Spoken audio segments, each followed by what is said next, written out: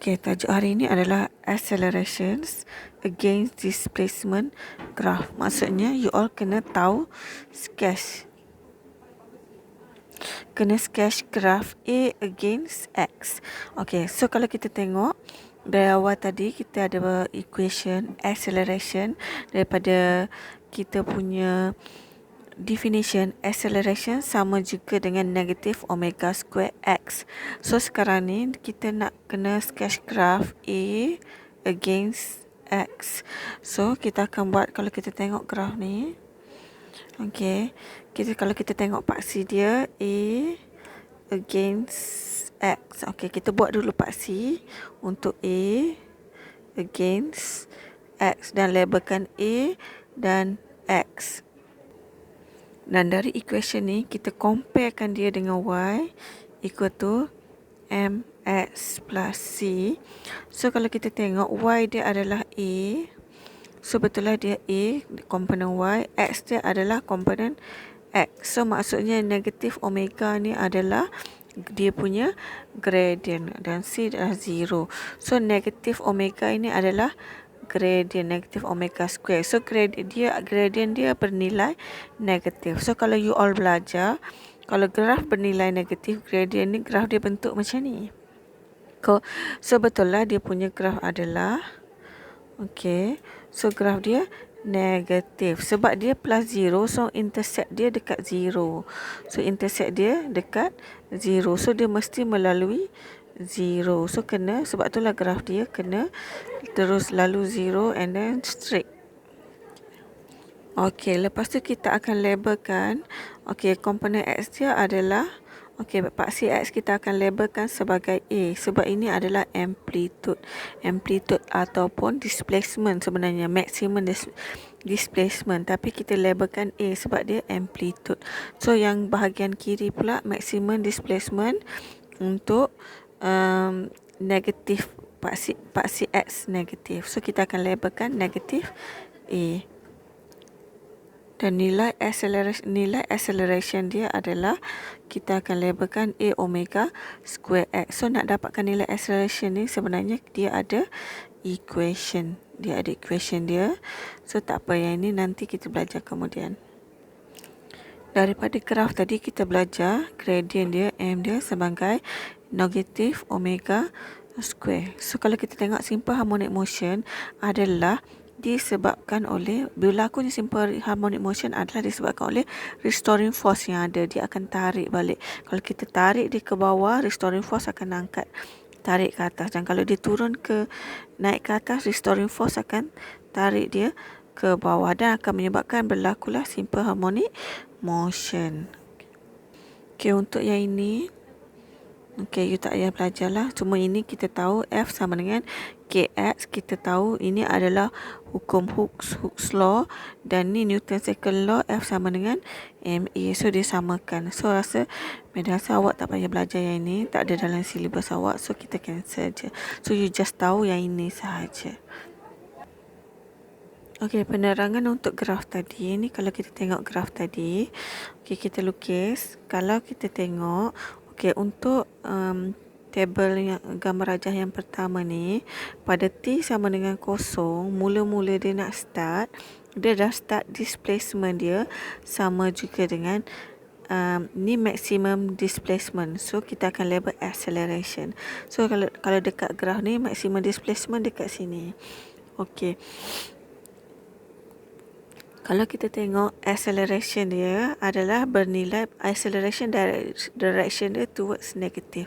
So that's why lah acceleration dia dekat bawah. Okey, dekat sini. And then kalau kita tengok, okey, so kita tengok, so bila kita plot, okey, so dia berada pada titik ni, point ini. So okey, so pada T sama dengan 1/4 pada masa ini, S dia punya X sama dengan displacement dia, X sama dengan 0. Pada X sama dengan 0, restoring force tak ada. And then bila X sama dengan 0, that means dia berada dalam equilibrium. Bila berada dalam equilibrium, acceleration dia adalah sama dengan 0. That's why kita plot X sama dengan 0 dekat sini dan acceleration dia pun kosong. Okey, untuk yang kalau untuk kes T sama dengan 1/2 pula. Tadi kita buat, kalau tengok gambar rajah pertama, dia dekat sini. Lepas tu dia pun bergerak, dia pergi dekat, dia stop dekat sini. And then sekarang dia nak pergi ke sana. Untuk gambar rajah ni, dia pergi ke sana. So, A dia adalah, displacement dia adalah amplitude maksimum, tapi direction dia negatif. That's why dia adalah negatif A. So, kalau kita tengok kat graf ni, dia label dekat negatif A. Lepas tu, kalau kita tengok acceleration dia pula, dia mesti always opposite dengan displacement. Displacement direction ni, acceleration direction ke kanan. So, ke kanan, acceleration dia adalah positif. That's why acceleration dia dekat sini, atas ni. So, kita bawa, pangkah dekat sini. So, kita tengok pula yang T sama dengan 3T/4. Masa 3T/4, dia dah pergi sini, dia nak balik ke sini balik. So, tadi dia nak balik ke sini balik, dia pergi kepada X sama dengan 0 balik. So, dia pergi X sama dengan 0 balik dan acceleration sama dengan 0 balik. So, dia akan pergi sini balik.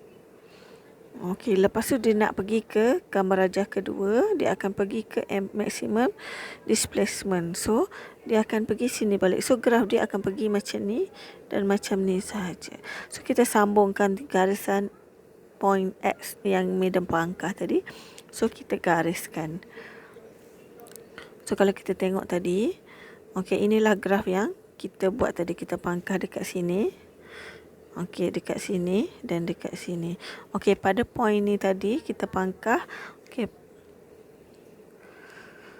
Pada point ni tadi kita pangkah adalah X adalah untuk kes yang pertama, X adalah positif A ataupun maximum displacement, tetapi acceleration dia adalah 0. Acceleration dia 0, tapi acceleration dia negatif sebab A adalah direction ke kanan. So, acceleration dia ke kiri.